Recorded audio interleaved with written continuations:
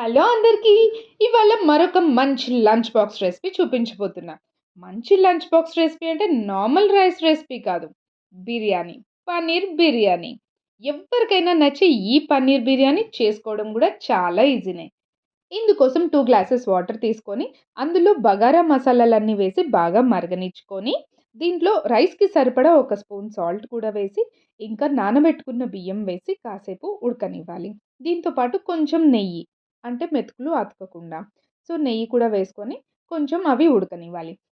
ఈలోపు పాన్‌లో కొంచెం ఆయిల్ కానీ, ఘీ కానీ తీసుకొని క్యూబ్స్‌గా కట్ చేసుకున్న పన్నీర్‌ని గోల్డెన్ బ్రౌన్ వచ్చేంత వరకు రోస్ట్ చేసుకోవాలి. ఇలా. ఇలా గోల్డెన్ బ్రౌన్ వచ్చిన తర్వాత మనం ఆల్రెడీ చేసి పెట్టుకున్న బిర్యానీ పేస్ట్‌ని రైస్‌కి సరిపడా చూసుకొని వేసుకోవాలి.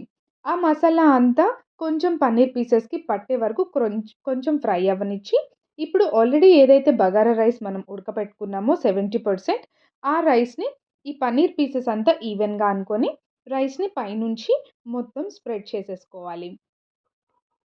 మొత్తం ఈవెన్‌గా స్ప్రెడ్ చేసేసుకున్న తర్వాత పైనుంచి కొంచెం కొత్తిమీర, పుదీనా అలానే కొంచెం నెయ్యి కూడా వేసుకొని ఆల్రెడీ డ్రైన్ చేసి పక్కకు తీసేసిన వాటర్ ఉన్నాయి కదా!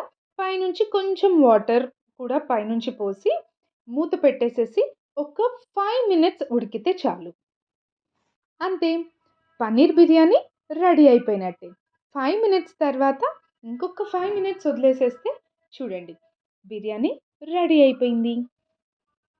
సో, లంచ్ బాక్స్‌కి పిల్లలైనా, పెద్దవాళ్ళైనా కాదనకుండా, వద్దనుకోకుండా, వదిలిపెట్టుకోకుండా తినేసే మంచి రైస్ రెసిపీ కదా ఇది. సో, ఇంకెందుకు ఆలస్యం? ఈ సింపుల్ రెసిపీని మీరు కూడా ట్రై చేయండి. బిర్యానీ పేస్ట్ ఆల్రెడీ మన ఛానెల్‌లో ఉంది. చూసేయండి.